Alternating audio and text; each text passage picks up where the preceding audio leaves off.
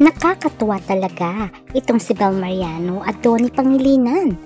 Dahil kahit magkahiwalay sila ng mga proyekto ay nandun pa rin ang pagmamahal at suporta nila sa isa't isa.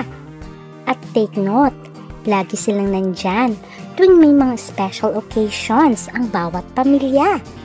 At syempre, botong-boto pala ang mami ni Donnie kay Bel Mariano. At ano itong mga latest project na gagawin nila? At may plano nga raw mag-save na tong si Donnie para sa future nila ni Bel. Ating alamin.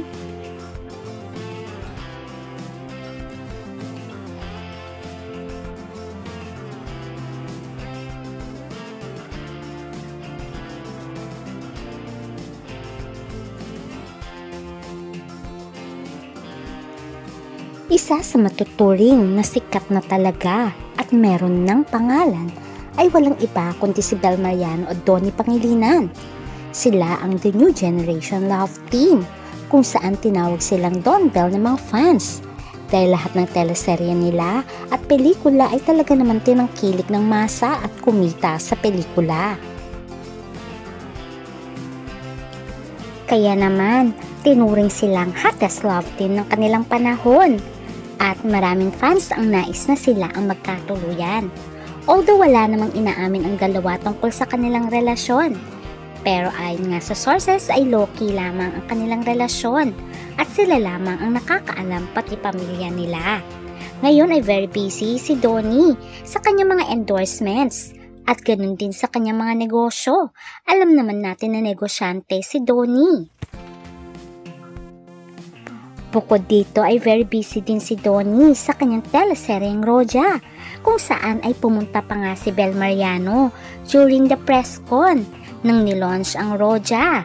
At makikita na very sweet ang dalawa at nandun ang support nila sa isa't isa.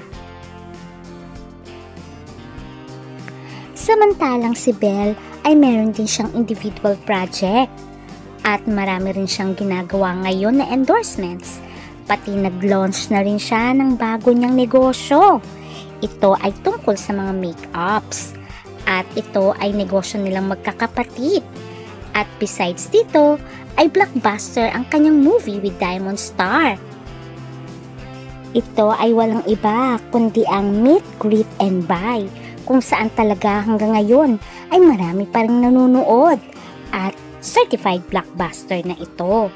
Samantalang si Donnie ay meron ding gagawing pelikula na tiyak na susuportahan din ng kanilang mga fans. Pero syempre, maraming mga fans ang nakakamiss sa dalawa. Kailan kaya muli nilang masisilayan na magkaroon ng movie at teleserye ang dalawa? Meron daw naka-line up na project sa kanila ngayon ng kanilang talent management na Star Magic. Kaya itong ating aabangan sa kanila.